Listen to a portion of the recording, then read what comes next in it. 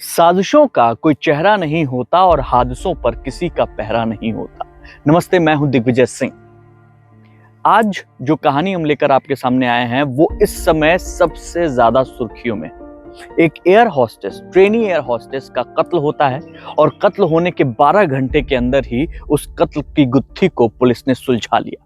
आखिर किसका कत्ल हुआ, कैसे पुलिस ने इस गुत्थी को सुलझाया और क्यों ये कत्ल हुआ, इन सारे सवालों के जवाब आपके सामने आने जा रहे हैं। इससे पहले कि मैं ये कहानी शुरू करूं, ये बात आप तक पहुंचाऊं, आपसे हाथ जोड़कर गुजारिश है कि इस चैनल को सब्सक्राइब कीजिए, इस चैनल को लाइक कीजिए और कमेंट करना मत भूलिएगा, क्योंकि आपका हर कमेंट हमें प्रोत्साहित करता है आपके लिए और ऐसी सच्ची दास्तान लेकर आने का। तो कहानी ये शुरू होती है, ये कहानी शुरू होती है सपनों की जो माया नगरी है मुंबई का एक इलाका है अंधेरी। अंधेरी में ज्यादातर बड़े पैसे वाले रसूखदार लोग रहते हैं और अंधेरी का ही एक सबर्ब इलाका है जिसको मरोल कहते हैं। मरोल जो है वो ऐसे लोग जो मतलब मध्यम वर्गीय परिवार के लोग हैं, ऐसे लोग वहां जाके कमरे लेकर और पीजी लेकर वहां रहते हैं। उसी मध्यम वर्गीय परिवारों में से एक लड़की जिसका नाम था रूपल ओगरे जो थी वो वहां रहने आती हैं। एनजी कॉम्प्लेक्स है वहां पे, एनजी कॉम्प्लेक्स में। अब सुबह सुबह अचानक इसी सितंबर की, जो सितंबर बीता है, इसी 3 तारीख को सुबह सुबह अचानक से घर से फोन आता है रूपल के, और फोन वो उठा नहीं रही थी, और जबकि अभी 20 मिनट पहले बात हुई थी। अब फोन नहीं उठाती है तो वो घर वाले परेशान होते हैं। तो उसकी एक दोस्त थी पास में, उससे कहते बेटा वो जरा देखो, वो फोन नहीं उठा रही है, उसको जो है ये चीज और बतानी थी। अब रूपल की जो दोस्त थी वो उसके पास पहुंचती है। जब घर पहुंचती है तो घर अंदर से बंद होता है, और बंद होने की वजह से घर लॉक रहता है। तो वो खटखटाती है, दरवाजा नहीं खुलता है, फिर खटखटाती है, फिर नहीं खुलता है। तब उसको लगता है कुछ तो गड़बड़ है, और जब वो कुछ गड़बड़ है कि सोच के साथ अगल बगल वालों को बताती है तो और लोग आते हैं, वो भी दरवाजा खटखटाते हैं, नहीं खुलता है। फिर क्या, फिर पुलिस को कॉल किया जाता है, पुलिस आती है, दरवाजा खटखटाती है, नहीं खुलता है, तोड़ देती है, अंदर जाती है। अंदर खून से लथपथ रूपल की लाश पड़ी हुई थी। रूपल ओगरे का कत्ल हो चुका था। मुंबई के लिए एक सब अर्बन अंधेरी इलाके के पास में एक ट्रेनी एयर होस्टेस अपने घर में, उसका कत्ल हो चुका था। खबर आग की तरफ फैलती है, सारे न्यूज वाले इसको कवर करते हैं, और उसके बाद पुलिस अपने तरीके से इसकी छानबीन में जुटती है। सबसे पहला काम पुलिस का जो था वो यही रहता है कि इस खबर का खुलासा करने के लिए, कातिल को पकड़ने के लिए एक पूरी टीम बनाई जाती है।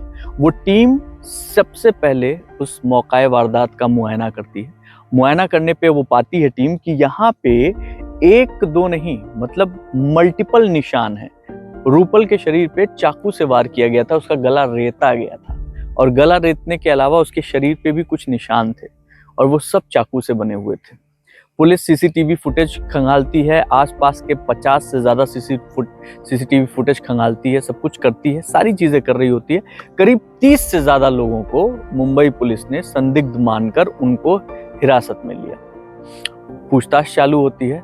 उन 30 में से कई को पुलिस सस्पेक्ट मानती है, उनको अपने पूछताछ का हिस्सा बनाती है। उधर चूंकि रूपल जो थी वो छत्तीसगढ़ का रायपुर एरिया है, वहां न्यू राजेंद्र नगर है, वहां की रहने वाली, और रूपल यहाँ पे एयर होस्टेस बनने आई थी, ट्रेनी एयर होस्टेस थी, और एयर इंडिया के लिए ट्रेनी एयर होस्टेस का काम कर रही थी।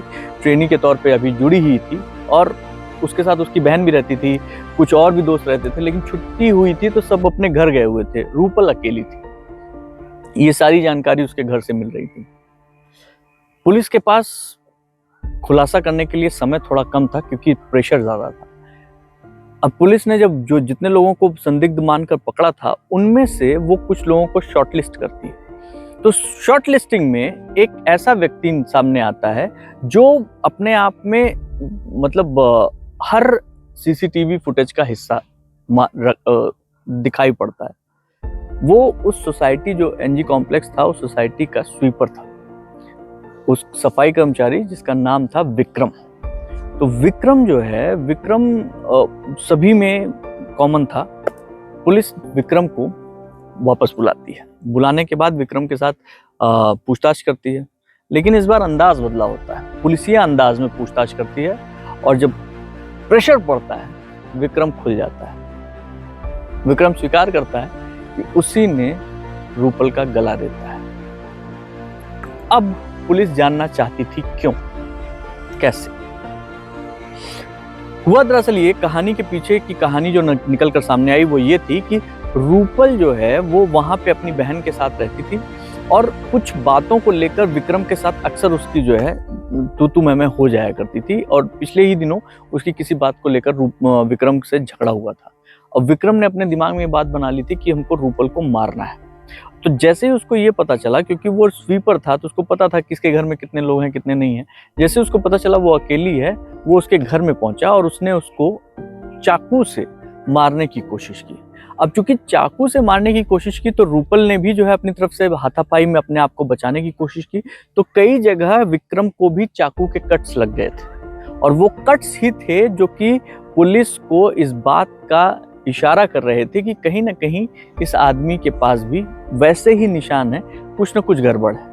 और उसी निशानों के आधार पर पुलिस विक्रम को पकड़ती है और इस पूरे हत्याकांड का खुलासा कर देती है। कुल मिलाकर मुंबई के उस सबर्बन एरिया में, अंधेरी के उस एरिया में रूपल को मारने के पीछे ये वहां का स्वीपर था जिसका नाम था विक्रम। और विक्रम ने ये कदम इसलिए उठाया क्योंकि उसका रूपल के साथ झगड़ा हो गया था किसी बात पर। रूपल ने उसको काफी कुछ सुना दिया था, उसके जहन में था कि मुझे इसका बदला लेना है और बदला लेने की खातिर उसने एक ऐसी जिंदगी बर्बाद कर दी जिसके सामने एक सुनहरा भविष्य था।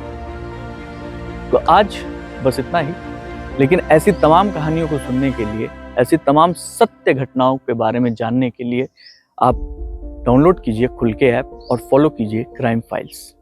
सतर्क रहिए, सुरक्षित रहिए। जय हिंद।